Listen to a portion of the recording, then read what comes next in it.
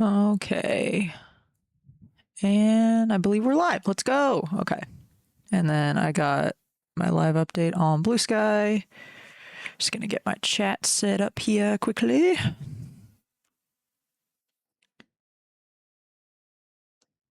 Perfect. Okay. Awesome. All right. So today, why isn't my pencil connected? Hello? Interesting. Hold on. Apple Pencil. Cool. It's at 0%. You gotta be freaking kidding me. This thing was plugged in all night. How is it at 0%?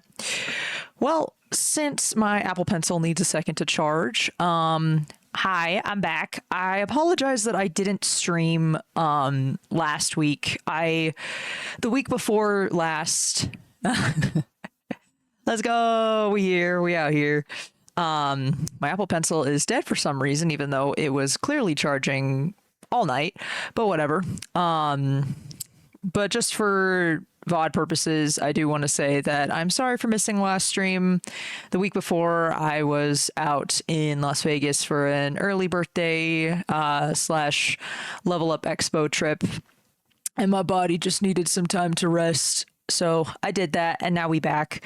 And of course, we're back, and my Apple Pencil is dead. So we're just going to go through what I have done for my D&D campaign, because I've been doing a lot of work for that. Did that most of yesterday on the typing and word side. Because I got these done, and I'm actually not sure if I did these on stream or if I just did them on my own. So it's good that I'm showing these off now. Just to get some stuff going for what I have for my Dungeons and Dragons campaign that I've been running. So I've been trying to get like different little character drawings done, because I had done these sketches on stream before. And so I wanted to start working on a new batch of sketches, because I'm just about done with the ones that I've already worked on. Let me make sure shuffle play is on. There we go. But yeah, so I just need to do 3 different little colorations for the Kuatoa janitors, because I have 3 of those little guys. Let's see how fast this Apple Pencil charges, or if anything, I can honestly just kind of drag and drop. Okay, 10%. That's going by pretty quickly. I'm just going to kind of drag and drop in the meantime for doing some colorations for these, because thankfully I work on an iPad, so that's fine. Yeah, so Kuatoas kind of have like a purplish thing going on, so we're gonna go with that. But yeah, and then I have a new batch of NPC sketches that I want to try to work on, or at the very least get started and go through some of them today. Let's see, kind of want a more something like that. It's kind of almost pinkish, more so.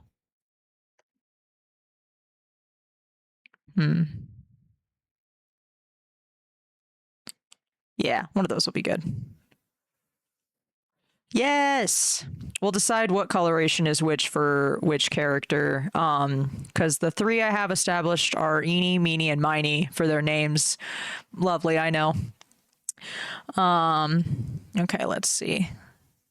This feels so weird using my hands to draw. I haven't done this in so long, but thankfully most of this is just color dropping, so it's not too bad. Am I using the right? Nope, I'm not using the right pen. I want to use this one. There we go. But yeah, and now I actually just remembered that one of my players, my partner specifically, decided randomly to just drop the detail in passing that one of these Kuatoas has a wife and 3 children. So of course I have to draw those up as well, which will be fun to try to establish that. All right, and then kind of more pinkish for that. Yeah. I'm on the right layer, right? Yeah, cool.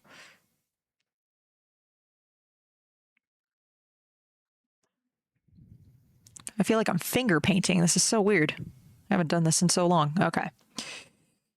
And then, oh, whoops.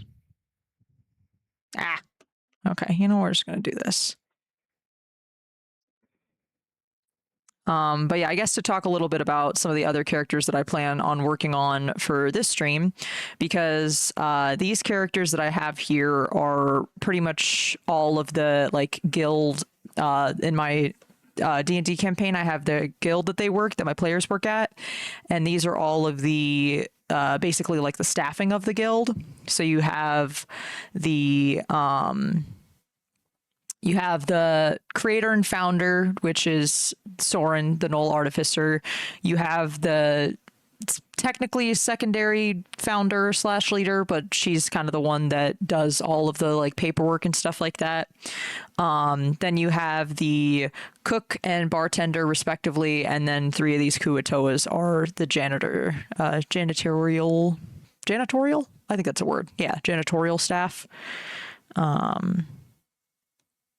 So for other characters, I think it was Eni that had the family, and you could do some darker colors for age stress indicators. I could do that. Yeah, because I did that with her, given some like kind of like different little age and like sun spots almost, as well as like some scarring and stuff like that. But I doubt I'm not going to add any Kuatoas, like scarring for the Kuatoa, because I doubt they get into any kind of trouble that gets them scarred up for any reason.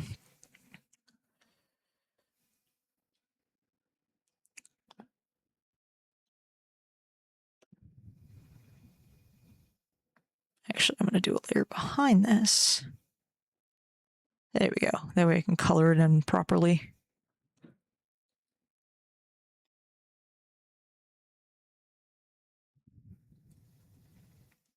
Yeah. And then, actually, you know what I'm going to do too? Because I want to have some reference pulled up. So we're going to pull up Pinterest. And then we're going to pull up, yeah, like that. So that way I can get some color ideas for the Kuatoa. Kuatoa. There we go. Hey, being a janitor at the Underdark Guild, I don't know, sounds kind of dangerous. I mean, living in the Underdark has its hazards, of course, but all right. Yeah, I was kind of going with the right coloration there, but I do want to make it a little more vibrant. Maybe a little bluish.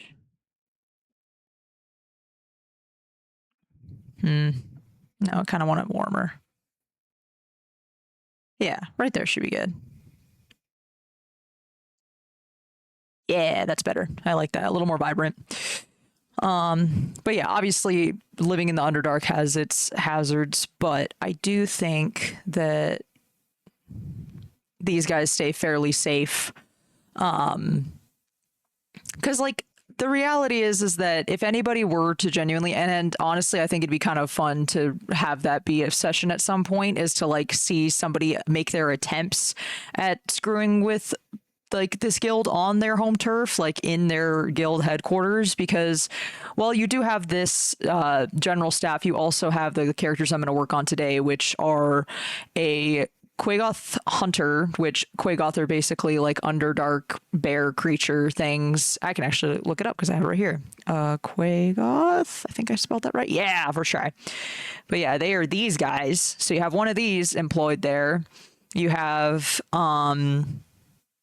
the air genasi assassin. And my what's it called? Computer needs a little juice. There we go. Yeah, so you have air genasi assassin. You have a Durgar barbarian.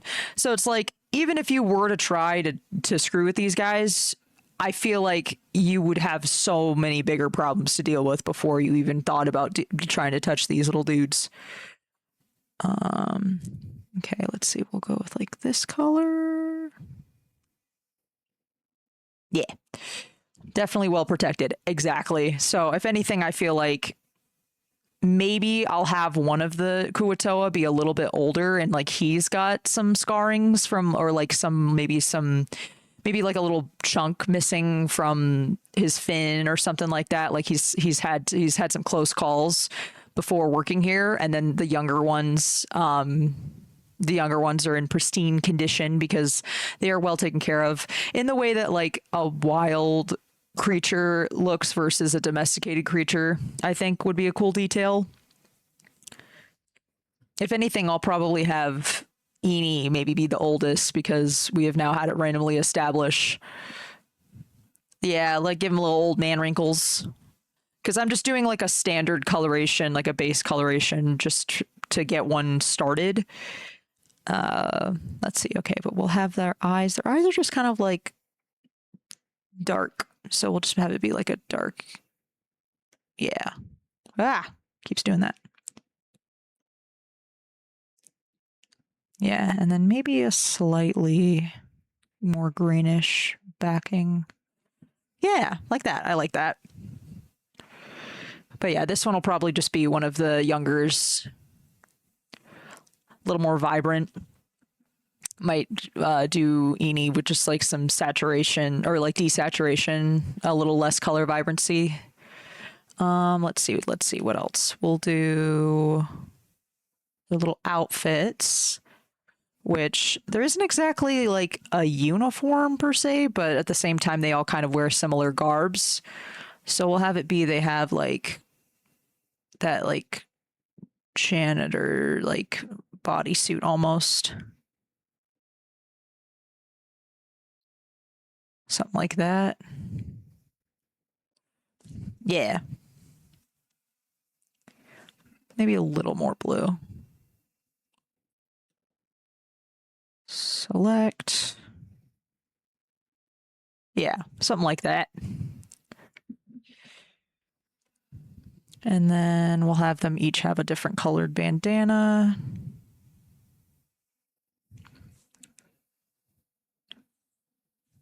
Yeah. Let's see. What would be good? I will increase this vibrancy a little bit more though. Right there. Yeah. And okay, what would be a good bandana color? Maybe like a brighter, like magenta? Keep doing that.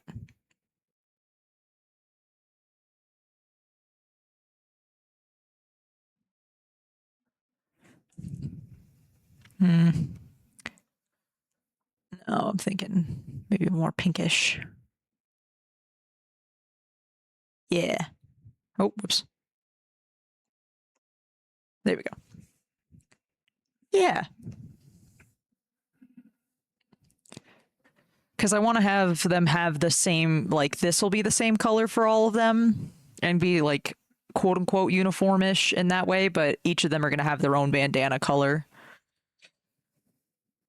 Yeah. And then if anything, I'll brighten that. Nope, not brighten. Saturate. Yeah, there we go. That's better. And then a little bit of color to these teeth. Yeah. Well, my gosh. There we go. Keep grabbing the wrong thing. Yeah. Look at that little guy. I like that. Okay, that's going to be the first one, just like the base one. And then we'll add in a general color for the mop. What would be probably like just a standard like steel pipe or something for the. Yeah.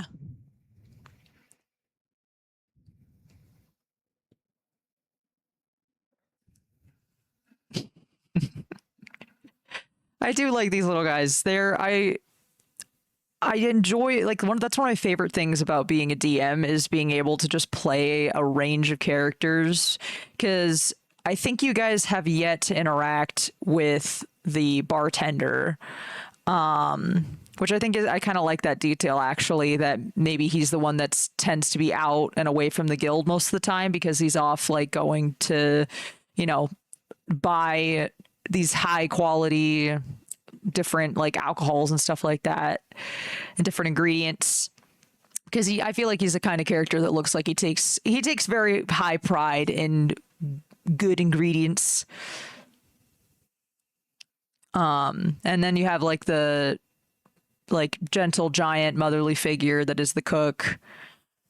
But yeah, I want to try to nail getting a like a different kind of personality for each of the Kuatoas, because for the most part they're pretty like similar, just in them being these little creatures. Let's see, what do I need for this? I need like a, yeah, that's good. Perfect. There we go.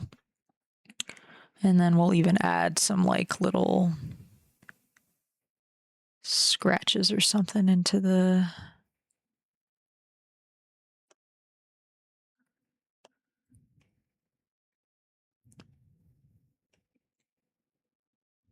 yeah, little wear and tear. Oh, actually, yeah, because like from their claws grabbing on, which would end up being kind of like here.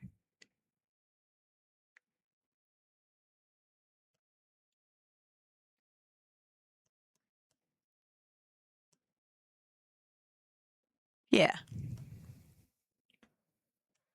well used equipment.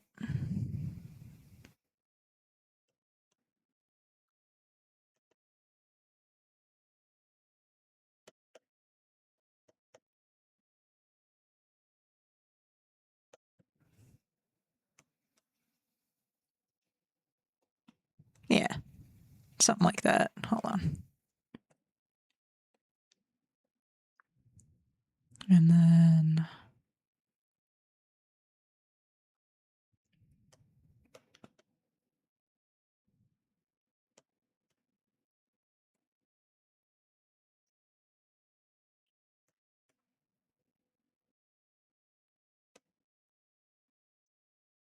hello. Oh, there we go.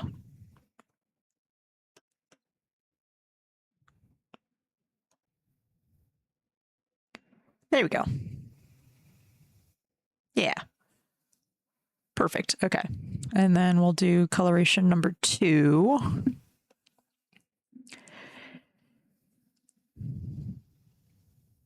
Oh, you know what? I'll actually group and then duplicate these. Oh, wait, no, actually. Just so I have a reference, we'll group these, duplicate and flatten. And then, yeah, so that way we can see them all side by side once they're done. Perfect. Okay. And then we'll ungroup that.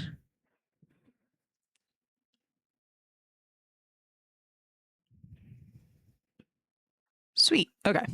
All right. We'll work on the second one now. How's my Apple Pencil doing? Let's see. Oh, boom. Oh my gosh, that charges so fast.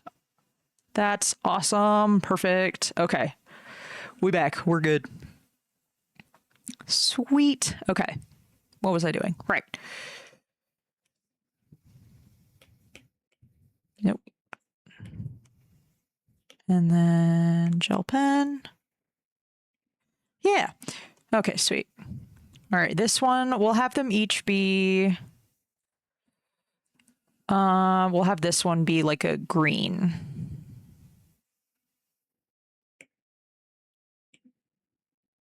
Like a tealish green. Yeah.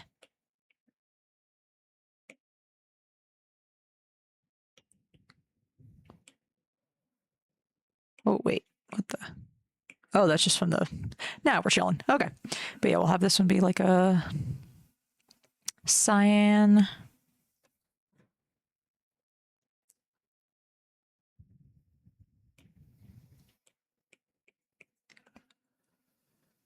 Yeah. And then a little more green and a little lighter. Oh, oops.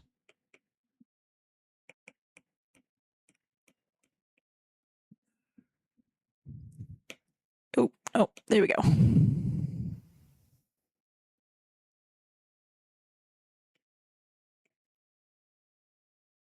Nope, wrong color.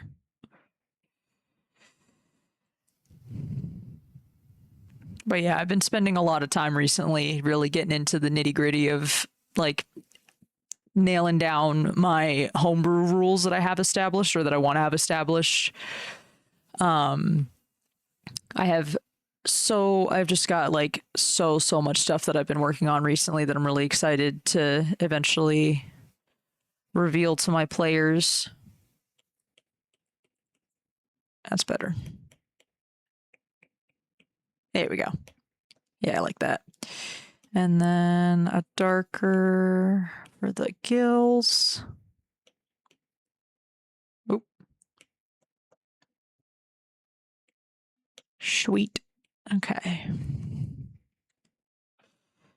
Plus, it's nice too that I have like a more established like visual art style that I've been happier with in recent times.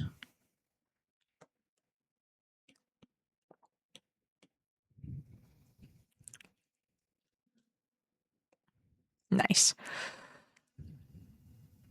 All right, and then these guys' eyes. I feel like what would these guys' eyes be? Probably a orangish, I guess.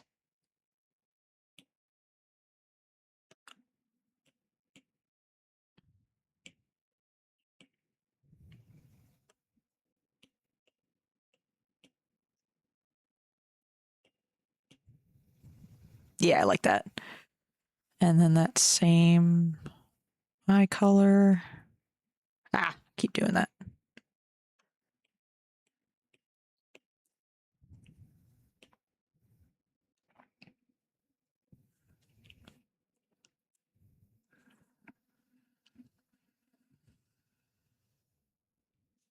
Perfect.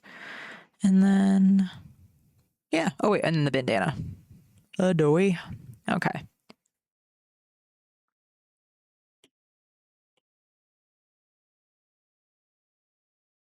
Maybe something like that.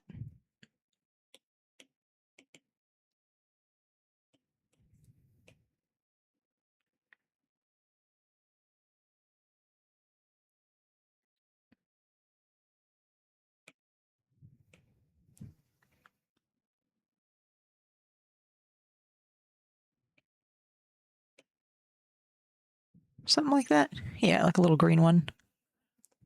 Let's see. Maybe more of a blue.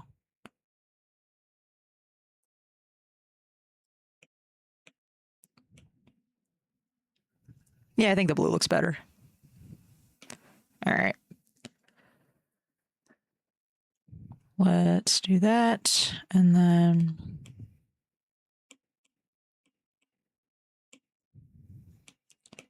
group, duplicate.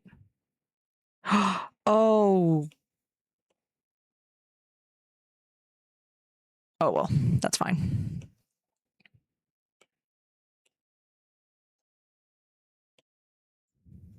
Let's just have it be the same size.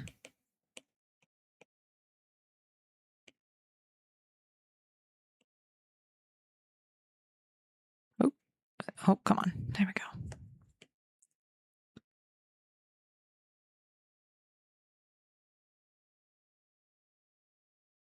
Is that the same size? No. There we go.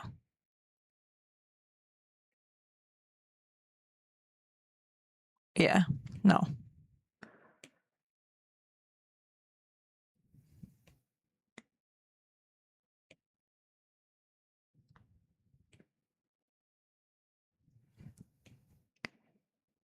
There we go.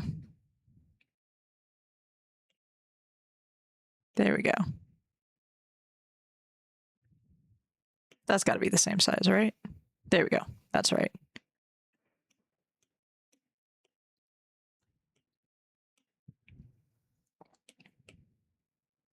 Right there.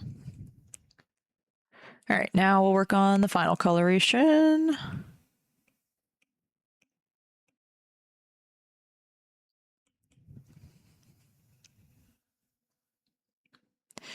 All right, and then this one. Okay, let's see. We have purple. We got cyan. What would be a good third color for this? Because we got, okay, so that's there. That's there. So maybe like a, is there a kind of orangish Kuatoa? Kinda. That looks like one. Be kind of like copper colored. Yeah, I like that.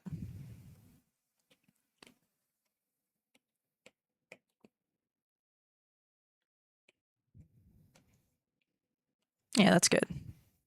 Oop.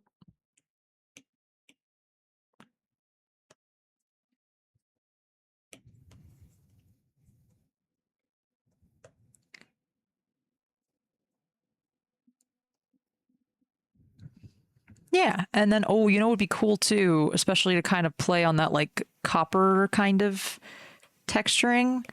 Maybe some of the age spots could be like kind of that greenish, like when copper like oxidizes. I think that'd be a cool detail.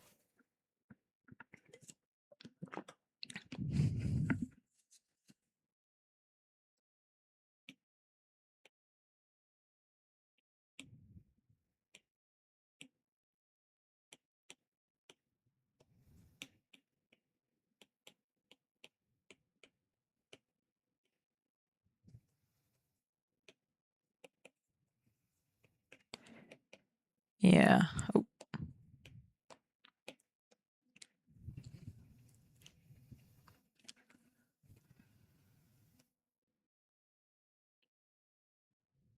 And then a darker.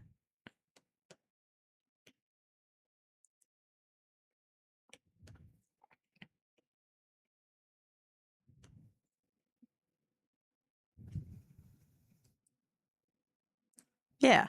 And then if anything, what I'll probably do is add some little aging details.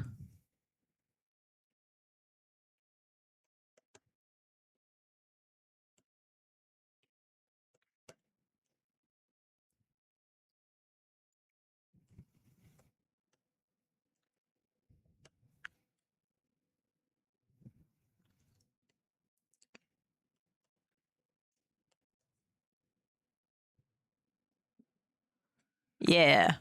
Okay, and then give him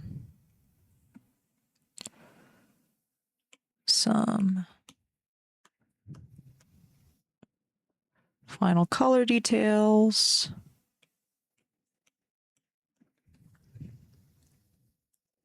And honestly, I'll probably make him be a little bit bigger in size as well compared to the other two. And then for the bandana, maybe like a, nope, wrong. Yeah. Oh, he kind of looks like almost like a little farmer. I like that. That works. Oh my gosh, you know what I feel like would be really funny is if he also like Eni his in order to not just support his like wife and kids, he's got not only this like janitor job, but he also has like some kind of little farming gig. And being the oldest, he just showed up in his like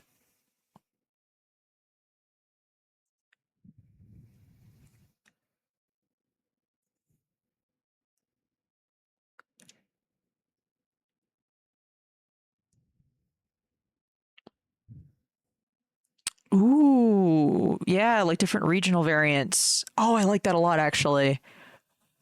You know, yeah, honestly, what I can see from that especially is that these two are ones that are definitely younger and probably from the Underdark as they blend in more so with like general Underdark like waters and environment. And I think it'd be cool to have him like potentially have come from like maybe lived somewhere else, like possibly even some of the waters near like maybe somewhere above ground first, like that's where he grew up and now is like moved into the Underdark I think that'd be cool actually. I really like that. And like I also think it'd be funny as if like he showed up in this attire first day and then these two noticed and were like, "Oh, that must be the work uniform." I think that'd be funny. I think that'd be a cute detail actually. Yeah. I like that.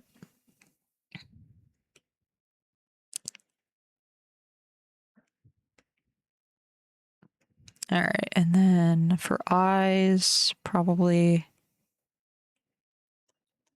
let's see.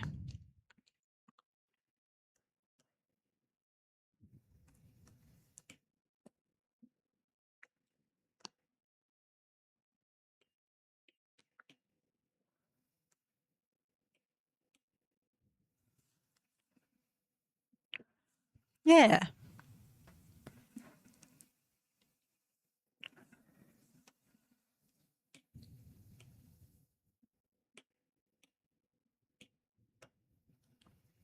All right.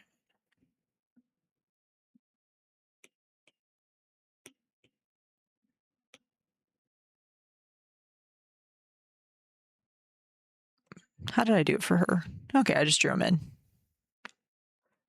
Tom Cardy, my beloved.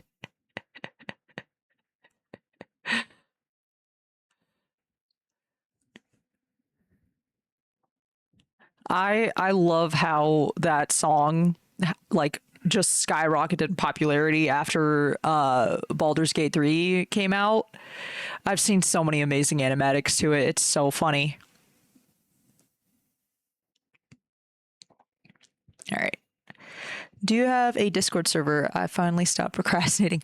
You know, actually, I have been thinking about it. I because there are so many art streamers that I watch that have Discord servers established. And it seems like mainly for letting people know, like giving them live updates for like when like different scheduling things are happening and stuff like that.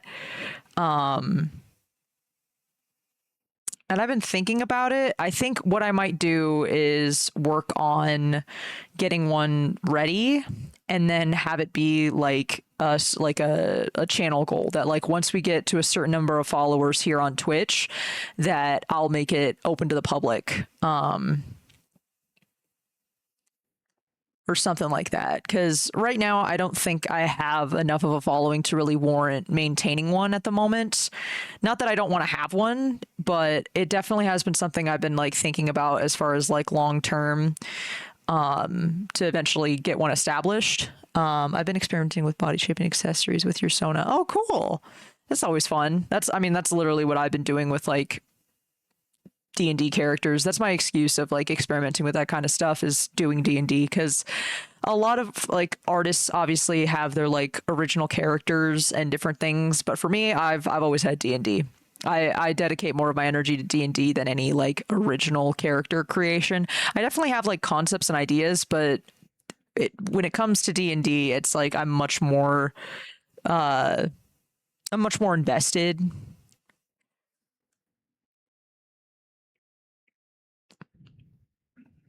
Oh, what is that? Water spell? Oh, sippies. Sippy time. One sec. Oh, good water sippies. May I show with thee? Yeah, go ahead. Let's see what you got.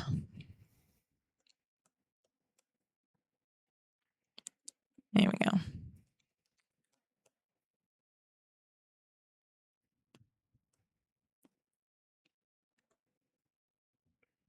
All right, and then I think there'd be some on the hands, right? Yeah, there'd be some on the hands. Just a little bit.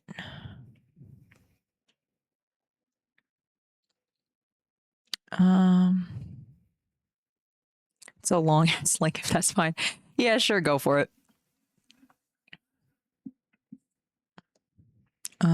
And then whoops, added those directly on, but that's fine. We'll do like a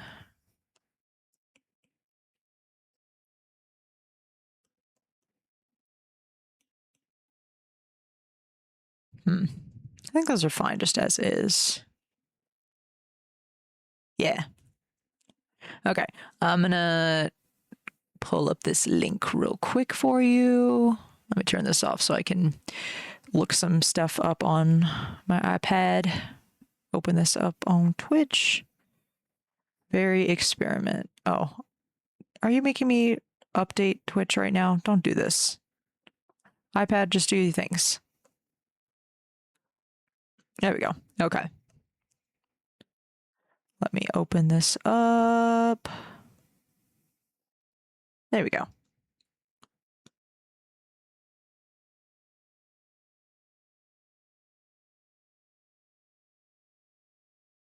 Let me copy this over to Procreate real quick.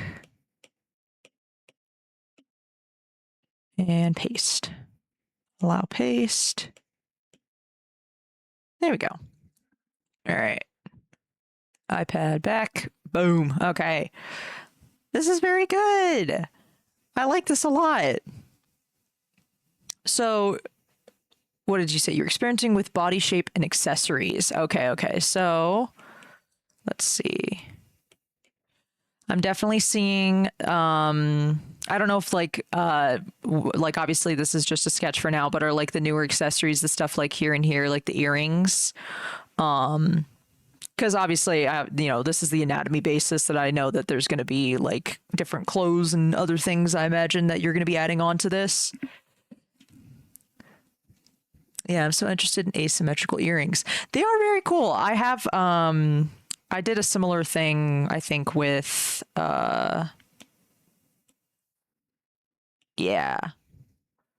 Yeah, just like pretty minimal stuff with my characters, but yeah, playing around with stuff like that when it comes to accessories is a really great way at subtly just like creating more in-depth character, like visual. I definitely want to experiment with it more as I create more like drawings like this for characters and NPCs and stuff like that. All those fun little details. But yeah, this is really good. That's super cool. Thank you for sharing it.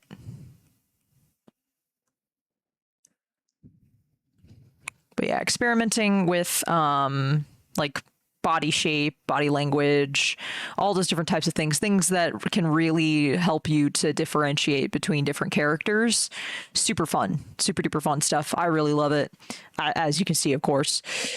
Yay, validation, my beloved. Yeah, and that's another reason why I've been really considering doing like creating a Discord, because I would love a way to more securely show off like other art things and allow other people to show me things like that. So that's another thing I've been thinking about for that. But yeah, I think this guy's done. I'll actually mark that down. Da, da. All right. Yeah, so we've got Eenie.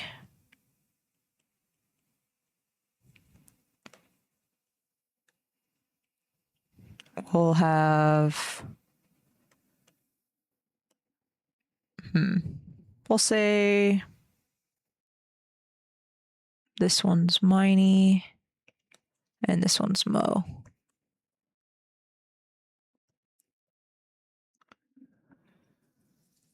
I do want to give these guys some other little features.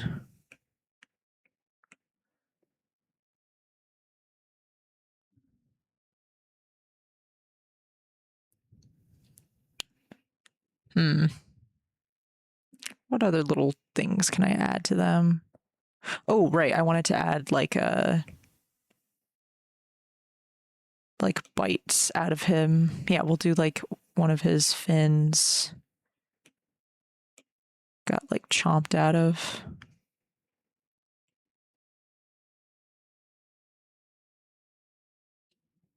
Hold on. How about that? Yeah.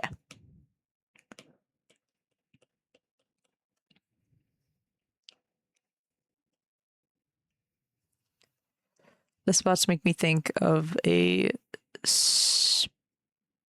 I'm not even gonna attempt to say what that is. What?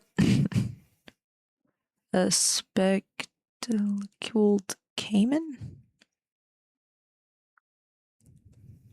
Okay, so he's got a little bite out of his tail. Yeah. All right, so we'll bite there, and then we'll even have him have. We'll have him have a little bit of scarring. We'll say.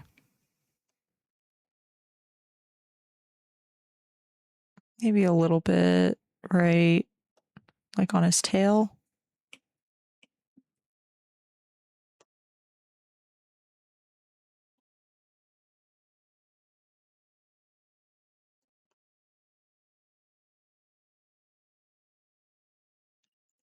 And then like a little bit on his arm.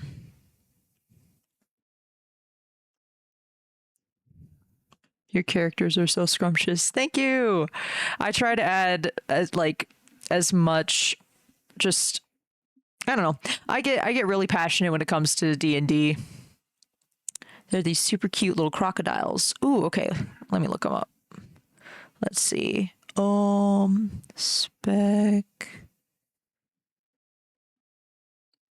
Spectacled.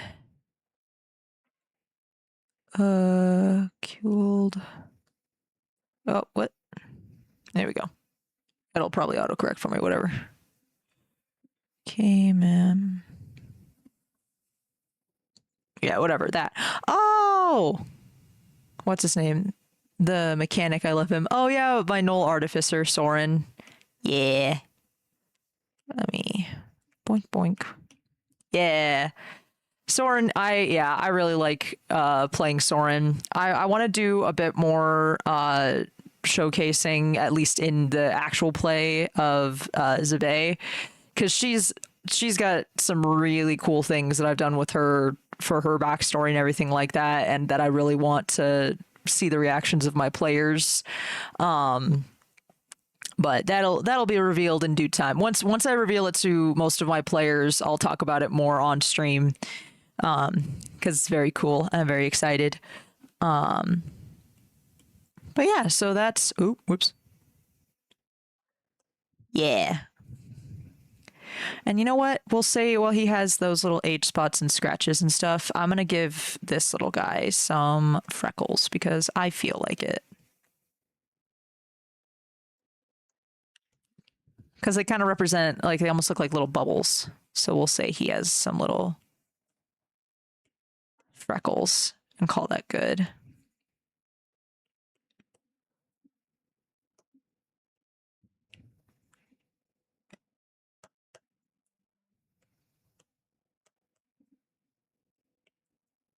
Yeah, give him some little freckles, and then we'll let this guy have like a little mole. We'll give him mole. Maybe like a little beauty mark. Oh, whoops, wrong layer. Nah. What else can I give them? What? Talk about it now. Come on. No, you'll have to wait.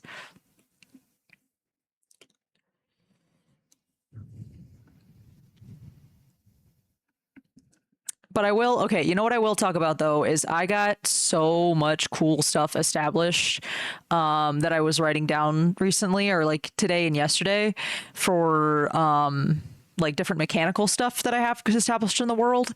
So I can talk about some of that. Let's see. Before I do, I think, okay, let me look over these guys one more time. Yeah. Eeny, meeny, miny, and mo. And then I got to write the detail for Eni that he has a wife and 3 kids, which I will draw up at a later time. Where's my, there it is. Wife and 3 kids. Yeah, we'll draw those up later. Perfect. Okay. And then we'll actually cut and paste onto this layer. Yeah, and then we'll group these together. Yeah.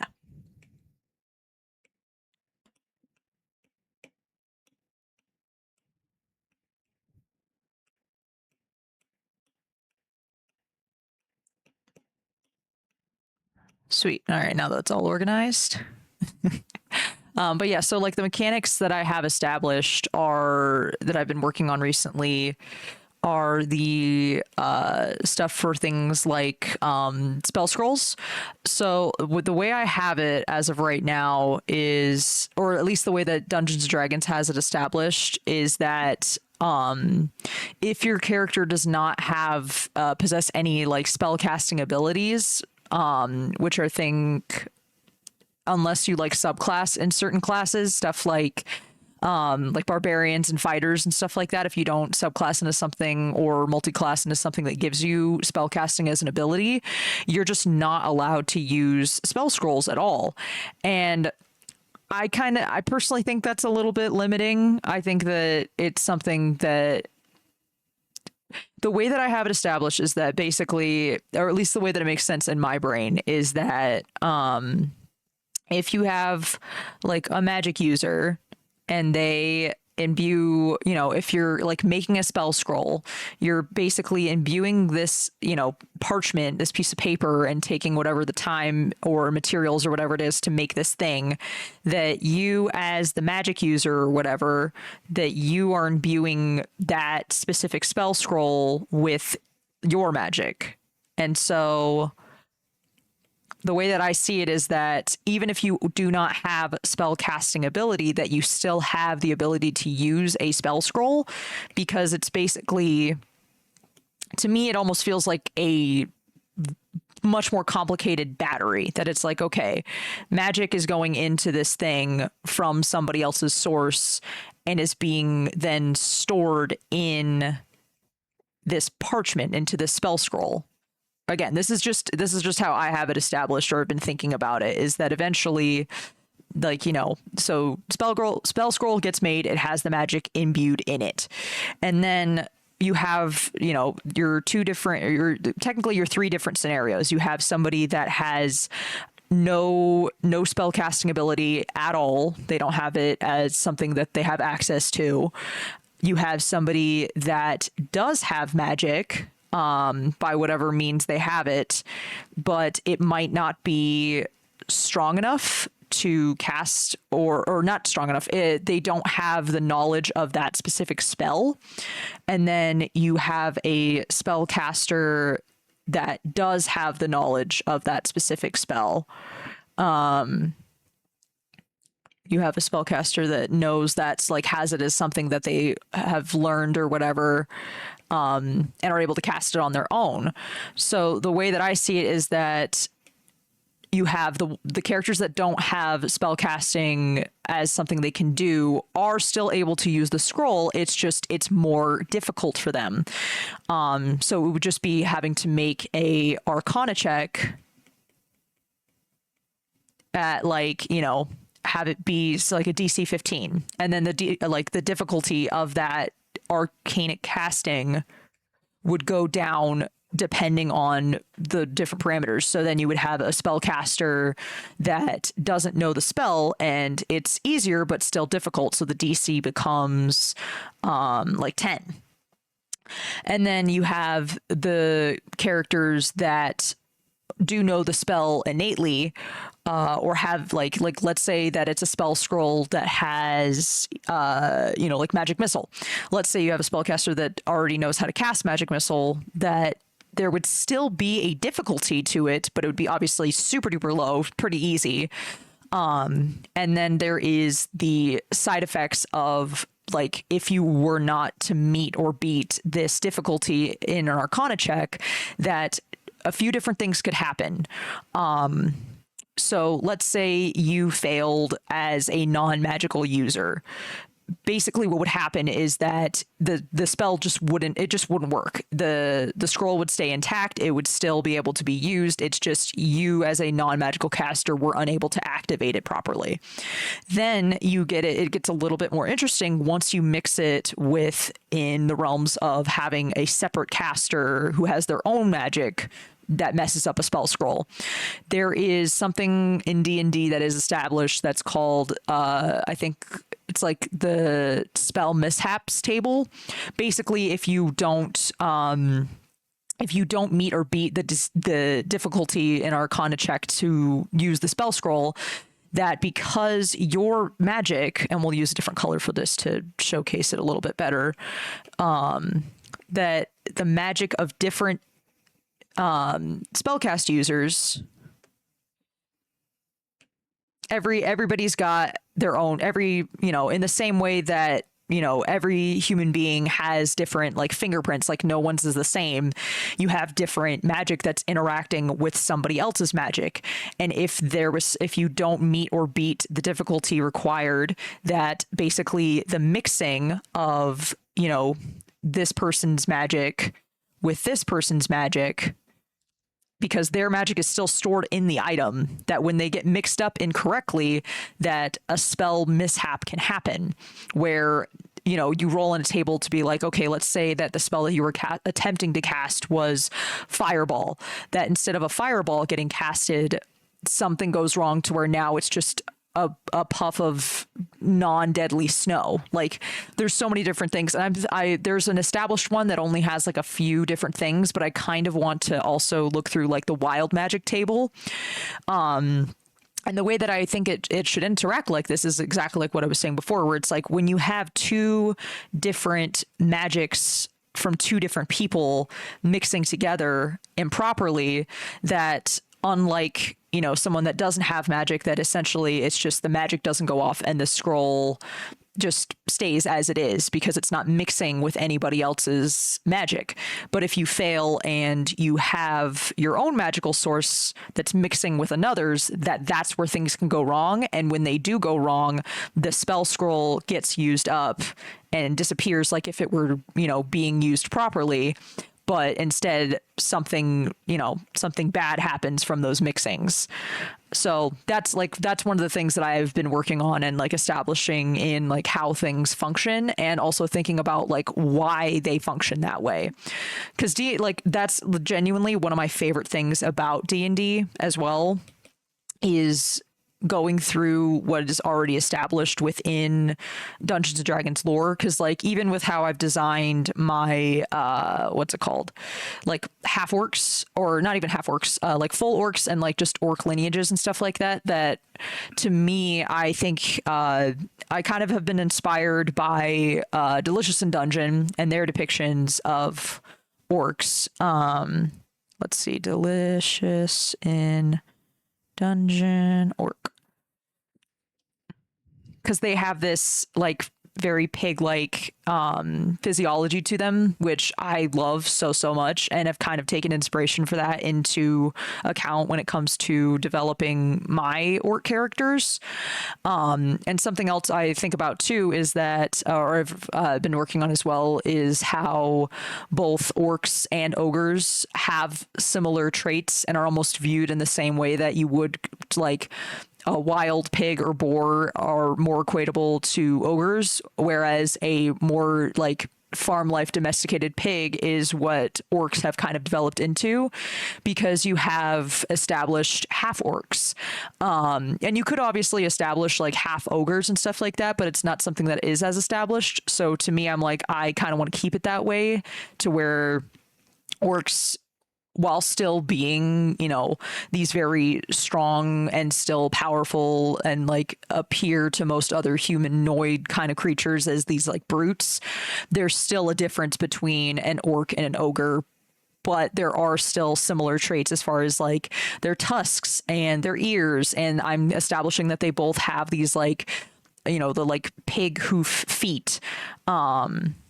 But still creating differences enough that it's like they are technically probably like descendants from the same like main species, but have just divulged because of different like cultural and historical developments within each of their races.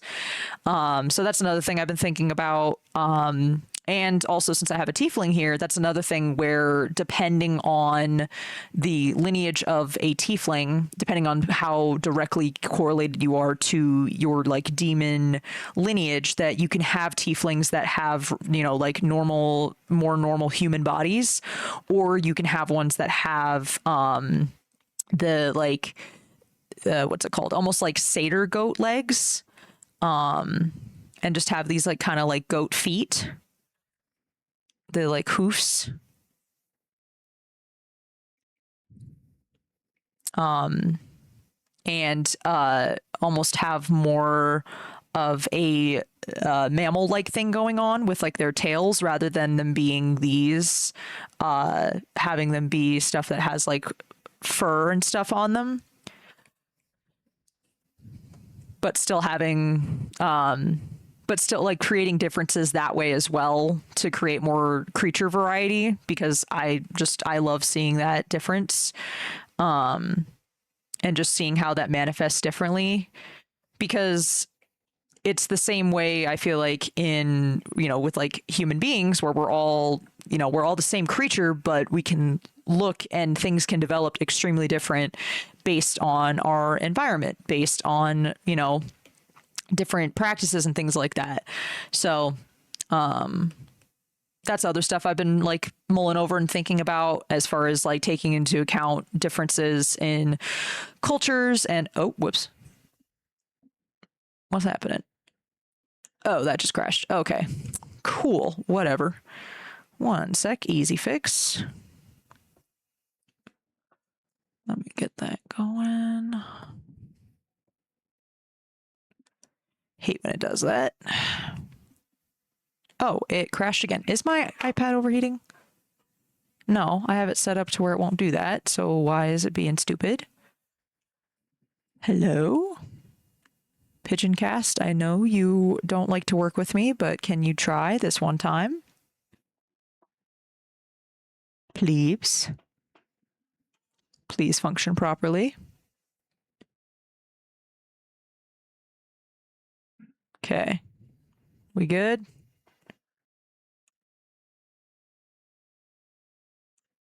All right, we're back.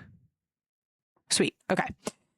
But yeah, so thinking about things like that, even thinking about things like different like dragon lineages, or like different like dragon colors and stuff like that, because in Dungeons and Dragons, that's something that correlates directly to like what, like in what is it, in Dragonborns, that's something that correlates directly to like uh some of the features that get developed. Like each different dragon color has been established in Dungeons and Dragons canonical lore to have different things, as far as like different traits that they inherit and stuff like that, or ways that their snouts look, or ways that their horns are, or, you know, stuff like that. But it also ties into like, okay, so like their breath weapons, where red dragons, you have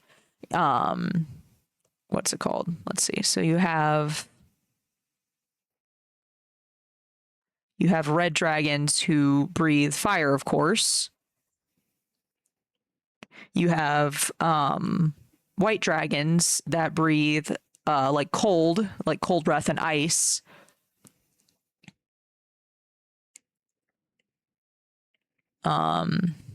You have green dragons that breathe out poison, I believe. I want to say it's poison.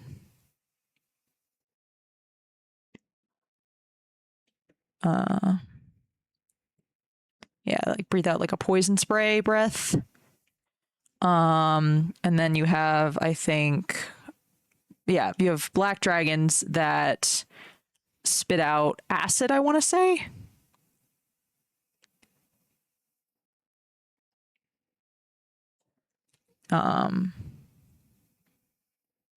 Yeah, so you have, yeah, so fire, cold, you have cold, ice, and then poison, acid. Oh, and then blue dragons that spit lightning.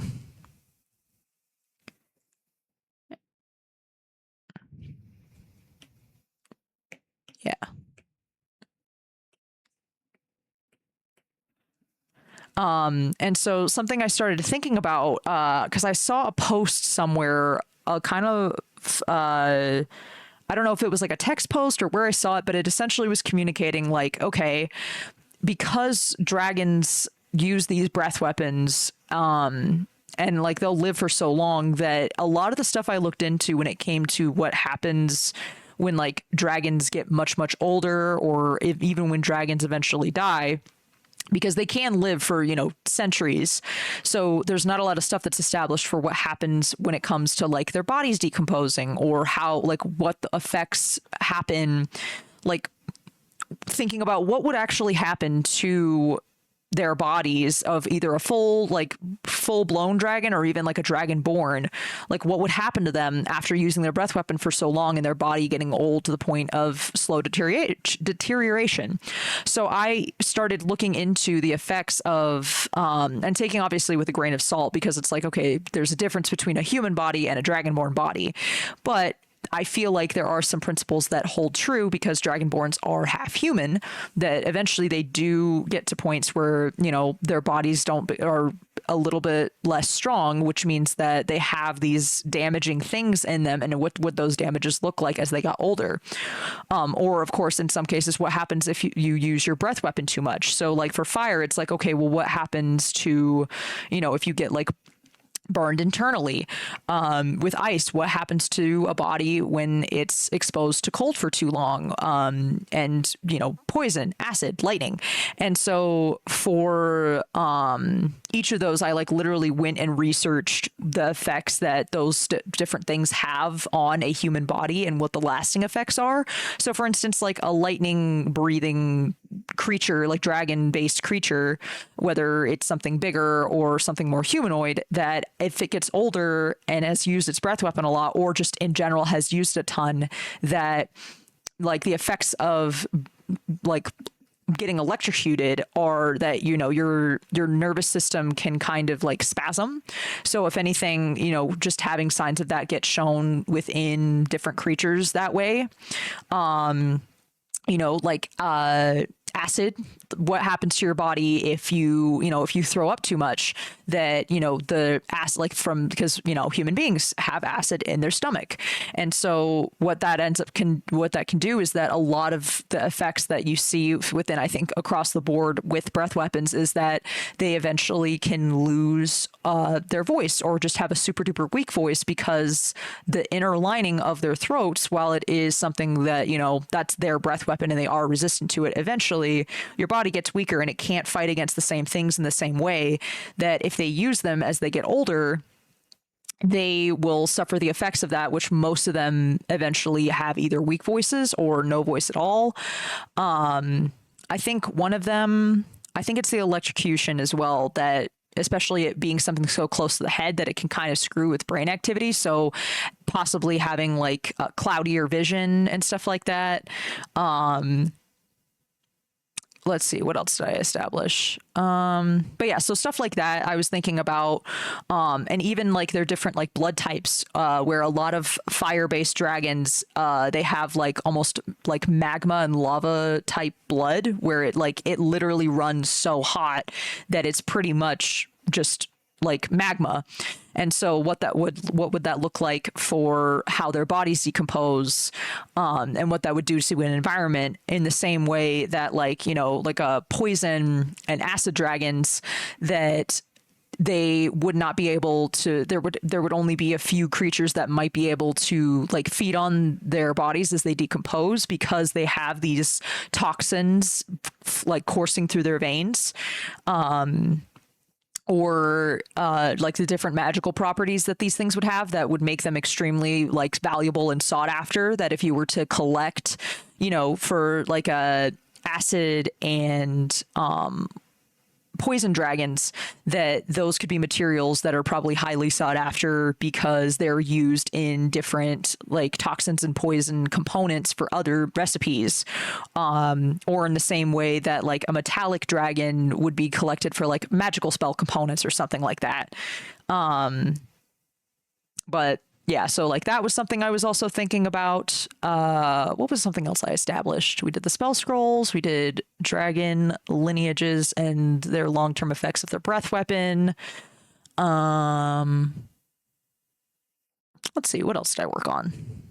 But yeah, stuff like that where it's like I'm constantly building and thinking about the different like cultural and ecological and biological effects of these fantasy things, because doing that genuinely is super duper fun for me. I really love thinking, like, kind of doing these like writing in mind exercises of like, okay, well, what would happen in this scenario? Why do these creatures behave like this? Why do they look like this?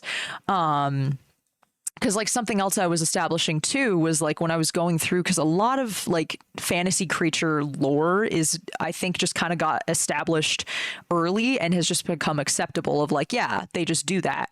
Because like I started thinking about it as I was like developing some like a new one shot, and I genuinely was kind of curious and thinking like, okay, well, you know, other than narrative purpose for dragons that have these like massive treasure hoards or whatever, right? That like what, like, because at the end of the day, it's like they're still animals and creatures, and not every single creature is going to have the same 100% the same tendencies or the same reasons for doing it, especially because as these creatures evolve and like as we establish them more, it's like dragons, even the big ones, even the super duper large regular creature ones, are known to have like speech and intelligence, that it's like, why would they do that? And so like one of the things I thought about, because what you also have in Dungeons and Dragons is you have your little kobolds, which usually end up working with a dragon most of the time, or at least within what we have established for kobolds, is that they end up either working as like this little colony or whatever, and they usually end up working for some kind of dragon. And so I thought about that, and I was like, you know what this kind of dynamic reminds me of is the like, I don't know, obviously this isn't all I don't know if it's crocodiles or alligators or a little bit of both of each species that does this, but like those types of creatures will create symbiotic relationships with these little birds, and the little birds will go up to these, you know, really, really, really big, dangerous things that could easily eat them, and they'll go in and they'll clean their teeth. And I was thinking about that and how it almost reminded me of almost like the dragon and kobold dynamic in that same way, where honestly what kind of made sense in my brain, that, you know, this wouldn't be something that is the norm and the standard for everything, but essentially that the dragon doesn't really have a need for this treasure, because it's a, you know, its size is way too large for it to try and like go and interact with like little tiny people and like trade gold and stuff like that. They can't eat it, you know. There's other than maybe certain creatures or certain dragons that have enough intelligence to be like, oh, I like collecting these certain types of things, or, you know, have some independent individual reason, that it makes more sense, because kobolds are more, they're more likely to go and integrate themselves into a humanoid society and go and actually understand how to trade, and not only understand it, but be able to, without, you know, a dragon going into a village and it scaring everybody, that kobolds are able to go in and interact with a humanoid, you know, city or economy or whatever, and go and buy things safely. And in return, like basically having the dynamic be that this, you know, a bunch of little kobolds will go and collect some type of, you know, food or medicine or anything that this bigger, scarier, protective dragon might need, and they'll take that stuff and they'll make sure that their dragon is taken care of. And in return, the dragon will essentially protect this horde that's not the dragon's horde, but the kobold's horde. So like something like that are things that it's like, I love, that's like establishing that kind of behavior where it's like, this makes more sense to me. Like, why would a dragon need this treasure other than maybe a dragon that's like understands that it's this thing of power? But also I started thinking about it too, where it's like, it also makes sense to almost in the same way that like a Venus flytrap or some form of carnivorous plant would have this thing that the creatures that it eats craves, or that it's learned to eat, that in the same way that little bugs are drawn to, you know, the sweet nectar or whatever, that adventurers are drawn to these treasure hoards. And so that's also another food source for dragons. So it's like there's multiple different ways that it makes sense that, yes, there are dragons that do collect treasure. There are dragons that use it as a lure to eat unsuspecting adventurers or draw in their prey, or having it be something entirely separate to where this doesn't even belong to the dragon. This is actually the horde of the kobolds, because they get their food and go and interact with communities in a different way, where they're able to safely go in, and at least in places that will do business with kobolds, and go in and be like, cool, I have a safely protected essential like vault bank, my horde that I go to, and that in exchange for us going out and occasionally making sure that our dragon is fed and happy and healthy and all this stuff, that they keep it safe, and then we're able to safely go buy our own materials and medicines and things that we like and food and stuff to survive. That it's like there's all of these different options for why that would make sense. And of course, you know, my super nerd ass brain being like, and there's real examples of that in real life creatures that kind of backs up this logic. So that's the kind of stuff that I do as a DM, where I like, it's one of those things where I am constantly establishing new lore for my like homebrew flavored D&D. Because a lot of the stuff that exists for that like defaultly exists for Dungeons and Dragons is something that I really do genuinely enjoy. Like, I enjoy the stuff that is like canonically set as these things, because a lot of the choices that they do make within Dungeons and Dragons are things that I think make sense, or things that I think are cool and stuff like that. But being able to take the basis of that, you know, of that main canonical media, and then being able to go in and like sprinkle in things that either make more sense to me or just add more interesting flavor, being able to create that is something that I really, really like. Almost kind of flavoring my D&D with the rule of cool flavoring, almost, where it's like I like being able to be like, oh yeah, here's the thing in fantasy, and here's why that makes sense or why that works. Because by doing that, I think it leads a good example for, you know, as a DM doing that, because I think it creates a good example for your players to be like, hey, I want you to be creative. I want you to try things out that may or may not work. And if you can give me and almost convince me that like, hey, here's what I'm doing, here's why I'm doing it, and here's how it makes sense in my brain, then I can go like, hey, you know, that's actually a really cool idea. Let's roll with that. Like, literally, like I that's why I love D&D so much, because so much of it is this like almost logic based improv of like, or even not even that, but even like narrative based improv, where it's like, hey, this is my character, this is what they know, and this, they're going to do this, and it might be something that's completely different, and usually is something that's completely different from how you operate as a person, like what your knowledge is above the table.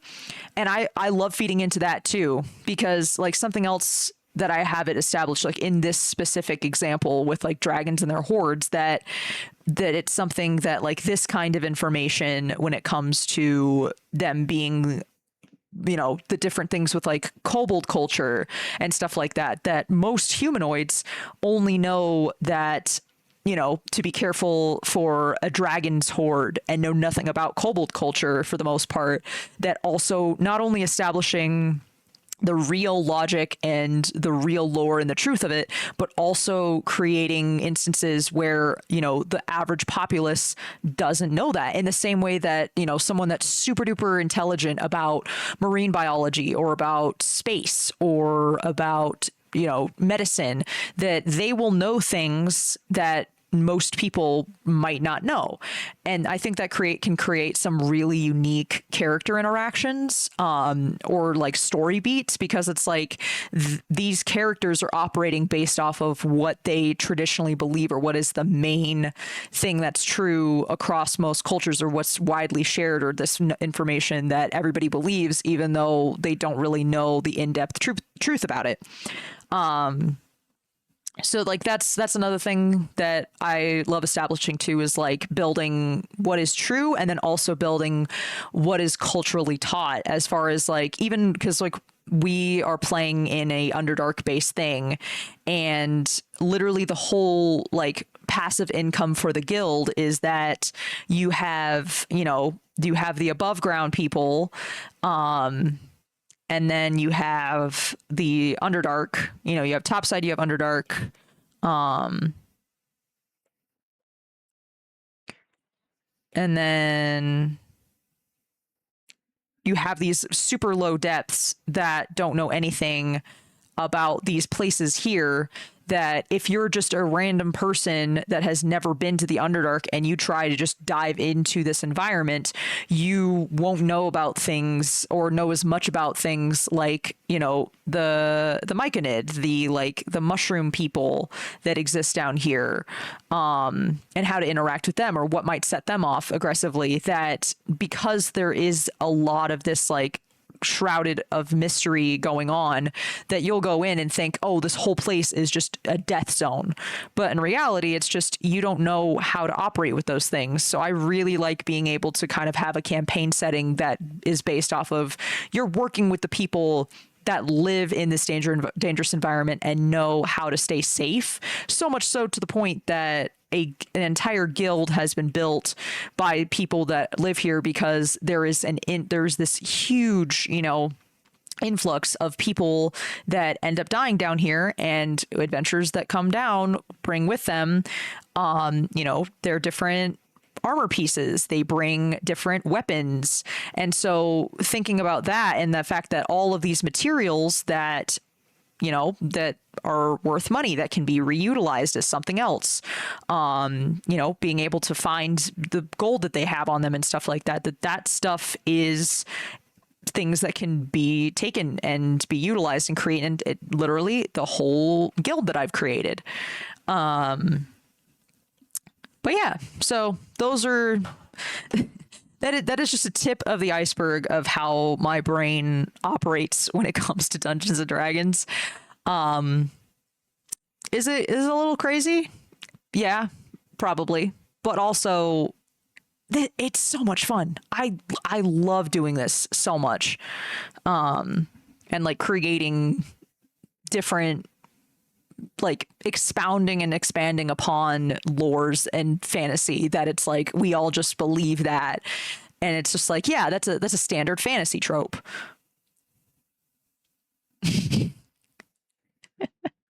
It's why I'm a perma DM. It's why, because like, don't get me wrong, I very very very very much like being a player in Dungeons and Dragons. It's so much fun, but I also know that the amount that I get like dedicated and poured into Dungeons and Dragons, it's not something that, and this is not a negative thing in any way, shape, or form. This is just something that is, everybody's brains operate differently. Everybody enjoys everything differently.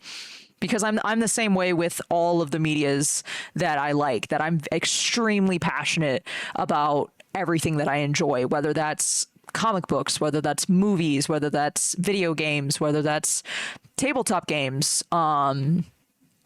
That when I get into something, I really get into something. And so I've kind of accepted the fact that I am a perma DM, and I genuinely have learned to enjoy it, because something else that I get to do as well is that there are a lot of people, I think, that want to play D&D, but I think that there is not as much of a pool of people that are willing, at the very least willing to, and even more rare so, want to dungeon master and DM for people, because it does take a lot of energy. And if that's not your bag, which totally fine if it isn't, but if it's not your bag, it's something that it can feel more like work than play. And so for me, it's like, if anything, I feel like being a player can almost be limiting, because there's only so much I can do, because it's like I'm only one character and I only can control that one character's lore and how they behave. And I get super duper in depth with it and can create these very well-rounded and in-depth characters, which is great. But being able to be a DM means I get to think about everything. I get to think about all of the different little moving parts that go on in an environment, and do that for all these different characters. And so it's fun for me. And so I've learned to accept that title of perma DM and take it in stride, because it's genuinely something that I find extremely fun, is getting to establish all of these little details and things like that. And if anything, I feel like what has been happening the more I've been DMing, I mean, honestly, like this campaign, sure, but also like starting to establish how I perceive the like my flavored and textured Dungeons and Dragons world. Because a lot of the stuff I use is stuff that's like the map of Faerun, like the environments there, that I will literally use places that are canonically established in D&D, and then just go and look at what's already canonically established for them, and then be like, okay, I like that, but also I'm going to add this, and I'm going to add this, and this character exists in that environment, and I like the basis of what they are, and I'm just going to add a little bit more flavor. I'm going to tweak things here and there, to the point that I've almost kind of started to create my own alternative universe Dungeons and Dragons canon. Because like something else that I established in like a previous campaign that I was running, that unfortunately fizzled out, but I was still very much into, was, so you have in the material plane, you have the Underdark, and then you have the, the topside overworld of, traditional Faerun and stuff like that. But on the flip side, where you have the Feywild, that mimics what is also up here into a different weird, funky environment, you also have that same thing transferred over to the Underdark for the Feywild, which is the Feydark. And so if you look at anything about the Feydark specifically, there isn't a whole lot that's established for it. And so in a past campaign, I actually have the art for these characters. In a past campaign, my partner played a homebrew flavored Thakreen, which, if you don't know what a Thakreen is, that is basically this like bug like creature that technically is I think it's a species that comes from the Spelljammer expansions, but what we established, and what I was going to eventually go deeper into, is that while the original members of the Thakreen race were from the like basically came from space, from a different planet, eventually a new subspecies of Thakreen ended up growing in the Feydark. Because a lot of what I was reading in the canonical about the Feydark was that it's kind of just this very like loose and lawless, and no society is established really of any kind, that everything is just kind of this, basically it almost felt like reading a like zoomed in fantasy version of like, okay, well, what happens when you pick up a log in the forest? There's a bunch of little bugs and little creatures that just live there. That's basically what it was sounding like. And so what I had established is that rather than having this no system, there's like nothing really structured, that I had it that the Thakreen were this species of bug that had gained more of a sentience, and because of this, they had essentially established a society that basically my thought process is like, what would happen if you had, like the factoid about like ants, like if an ant was the size of a human, how much weight could they lift? And the proportionalness of that, where I was like, okay, well, what happens when you have this evolved humanoid bug species that exists in this place where it's mostly all of these similar bug creatures? That I essentially turned it into a bug kingdom, that in the same way that when you pick up a log, there's a bunch of bugs under it. What if that was, what if they were humanoid and it was a much bigger scale? What would that look like? And so I had them basically, I created this whole society for my partner's character concept that they had came from. And in the lore, they had gotten magically teleported out of the Feydark and into the overworld within the material plane. But we'd established like so much cool lore, and so that's something that I've just kind of internalized as the canon for my way of seeing D&D, that if at any point in the campaign that exists now, for whatever reason, if my characters end up going into the Feydark, they will find that Thakreen society and that little bug society of all of these huge bug creatures that essentially all work on a little basically work as this like pretty peaceful hive mind that honor the idea that like, dying and rot and giving back into this weird ecosystem that exists is just how they operate. And so it's like, I did this was for a past campaign idea, but now it's like I liked so much that I'm like, this is just going to become the standard canon for at any point if they decide to go into the Feydark, that's what's going to be there. Because like I have such a deep love for people that like create their own like expansions based off of the D&D 5e system. And so it's like that's kind of where I get a lot of my inspiration from, is like it's a lot of nerds like me think, okay, cool, well, what if I were to take that one step further and actually look under the microscope as opposed to just taking something for face value in fantasy media? So like that's a lot of the stuff that when I have developed enough of a narrative to where I'm like, okay, well, my players are here and I've, very like, what's that one thing called in video games where it's like you have your little mini map and like, depending on where you've explored, that there's like different regions that you have, it's like the war of fog war, something like that, where basically anytime you go and you explore further out into an area, you get to unlock more of that. That's how I have it function. Yeah, fog of war. There it is. But that's basically how I narratively plan, that essentially I just kind of keep track of wherever my players are at and explore at any given moment, and then slowly reveal a little bit more by that standard.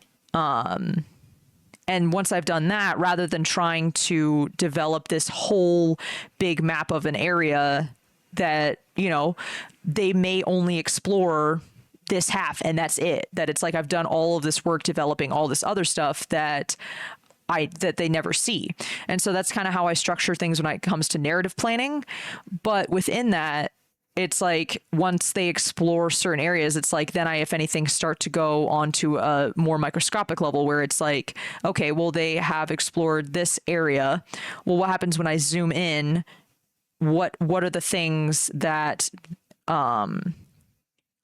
if they were to go in and investigate different areas, like what special little things are available to find, and just keep zooming in and zooming in and zooming in. Yeah, I just have the music on quietly because whenever I start like getting into drawing mode, most of the time it's like I'll go quiet, and so I try to have some kind of background noise.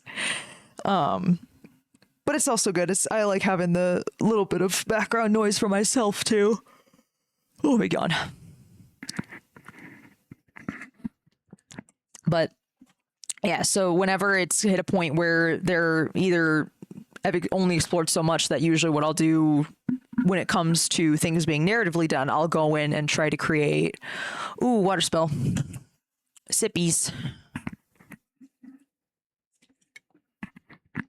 water. Oh, big stretch. Good reminder. Big stretch. Oh, I felt something pop. That's good. Okay. Ow. Oh, that's nice. All right. Oh goodness, what was I saying? Right. But yeah, so when it comes to how I plan narratively, I essentially kind of almost think of it like the mini map. And when it comes to how I plan, when it comes to like world lore and stuff like that, I kind of plan it based on of like, okay, well, zoom in on that mini map. What are the things that they can like learn or find or new mechanics to introduce that make sense within the boundaries of what has been explored? And I find that helps keep me engaged with what's happening and it helps it feel more like fun for me rather than work, because if I try to plan out, you know, every single narrative corner and world lore bit, it's like it'd be impossible. I would be doing that for the rest of my life. I forgot to tell you, I ended up in the urgent care yesterday because I drink water enough, so don't be like me. Oh my god, dude. Over here telling me to drink water and you're over here getting taken to the freaking ER or urgent care. Jeebus. Well, if you really need a trick for your brain, just think about it this way. If you are in bad health, you won't be able to play D&D. Think about that. Let that sit and ruminate for a while. I actually just took some more sippies of water just because you said that.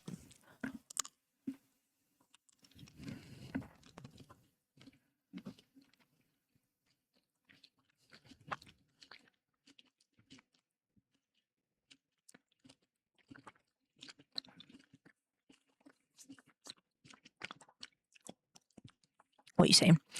I thought it was a kidney stone. Nope, really bad. Oh no.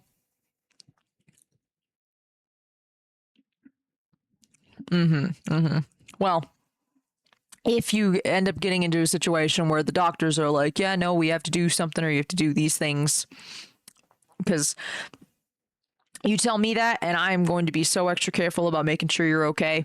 It's not even the doctors you have to worry about, it's me. I will make sure you're healthy before I spill any more narrative.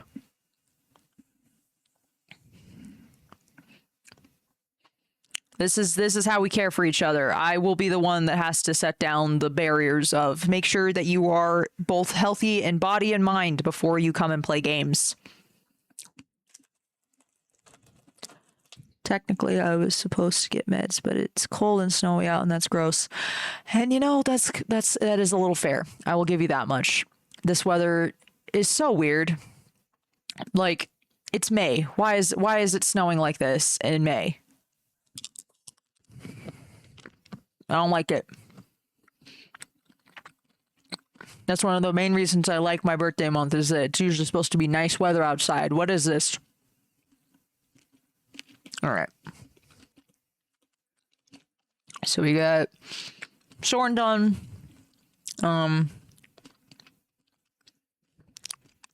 Plus it's cleared up already. Well, that's good, but I would still just because things are meeting the bare minimum criteria does not mean that is always that is always good. That's just enough to pass. And while I do think that that's fine in some instances when it comes to health and wellness, you shouldn't be just meeting the mark.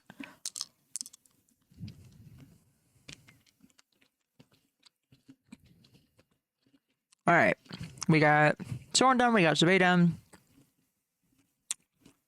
Art Cook, Tiefling Barkeep, Guito Janitors. All right, now I gotta write down who else there is. We got our Quagoth Hunter.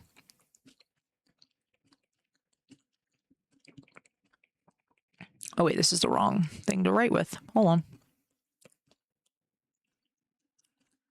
Look, bare minimum with my health is honestly a good day. Because I'm not. Alright. Well. Here are things to keep track of, but still. I want you to be at least I was gonna say C plus, at least a B minus. At least a B minus in your health and wellness, at the very least. C plus, maybe. That's where I stretch it to. But you start getting into C and C minus territory, no more D&D. We pause D&D until everybody is well and good. Because the way I think about it is that, like, a lot of the players that we have in this party are, like, you know, people that are going to college and doing work and doing things like that, that it's like they go through a lot of mental strain, and I respect that just as much. So it's like it's going to be the same rules for if you're under some kind of like physical or health strain. I'm not going to have it be something that pushes you. This is the thing we do as a reward. This is the treat. But you need to eat dinner first before you have the little treat. All right. But yeah, so we got Quay, Goth, Hunter. We got Air, Nasi, SM.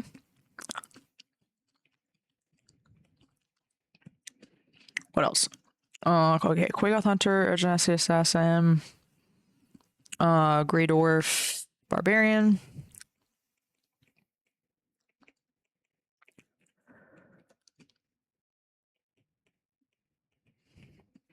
How dare you weaponize my time to play pretend with fancy math rocks? If that's what I have to do, it's what I gotta do. I am a parentified oldest sibling. Don't make me pull that card out. All right, what was I saying? Grey Dwarf Barbarian. We have a half elf. What is they're like they're a death cleric. Who else did we have? We have Quagoth Hunter, Urgency, Grey Dwarf. Who else? Let me go into my. Oh wait, I can pull up my drive on the computer. Forgot about that. RPG stuffs.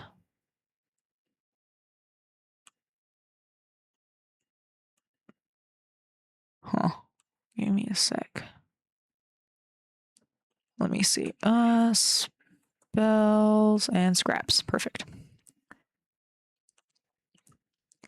Who else do I have? I have Homebrew Lore. Okay, we've got. Yep, we got Durgar Barbarian, Quagoth Hunter. Oh yeah, Copper Dragonborn Sorcerer.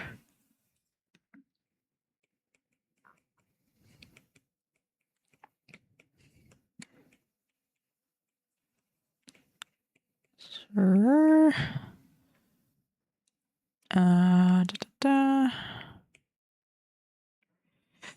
And who else? Air Genasi, Half Elf Death Cleric.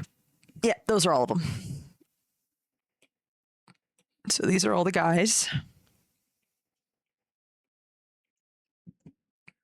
Oh, come on.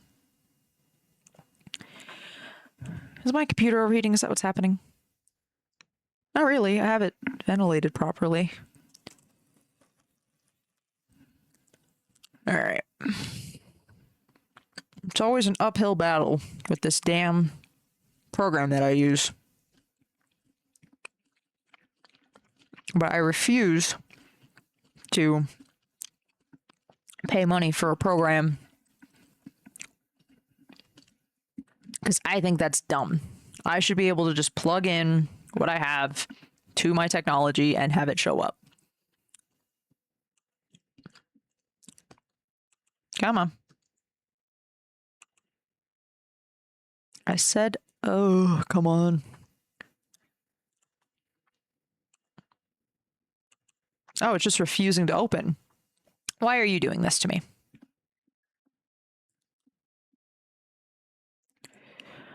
Oh, the joys of technology, am I right? Okay, so that opens fine.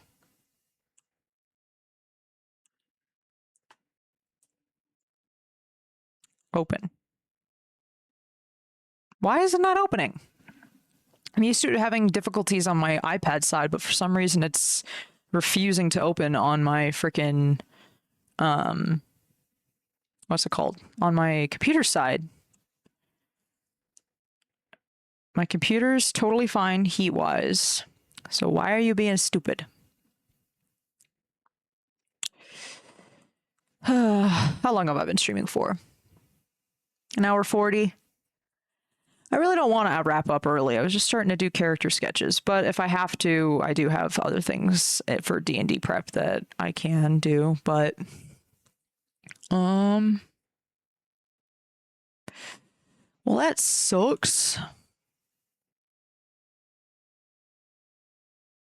Dude, come on. Because I can't, like, my stuff's running on my laptop, and let's see. Pigeon. Run as administrator. Oh. Did that work?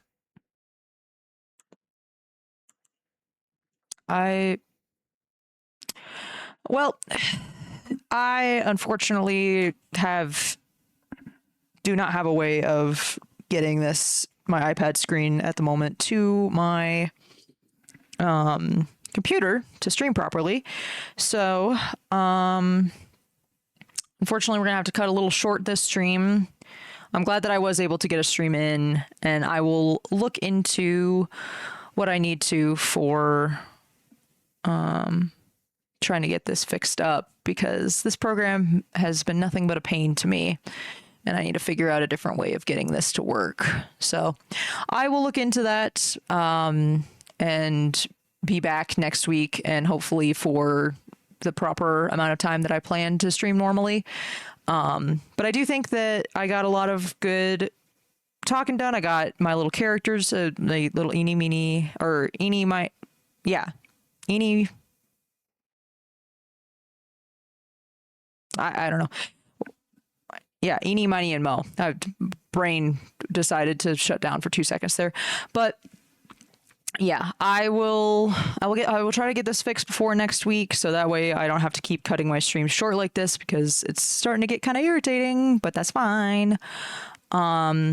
But yeah, I will post all my art, or little art updates, you can find over on my Blue Sky. All of my links, I believe, should be in my Twitch description. But yeah, thank you so much for sticking around. We're getting closer to affiliate every stream, which I appreciate. So have a wonderful rest of your day. Oh, actually, wait. Before we go, I forget. I always forget this. We can freaking, what is it? Hold on. Don't go anywhere. I forget we can raid. I forget about that. Okay, so let's raid into somebody real quick. So I can send you guys over to someone else. I always forget that. Let's see. Who will we raid into? Let's go ahead and raid into Bunlin streaming. I haven't chatted with Bunlin in a second. Yeah, we'll go over to Bunlin. I think they're working on a what's it called? They're working on a VTuber model, I think, right now. So let's let that load up. Awesome. All right, so I'll send you over to them. I always forget I can raid, so we will try to resolve these issues and be back for a proper stream next week.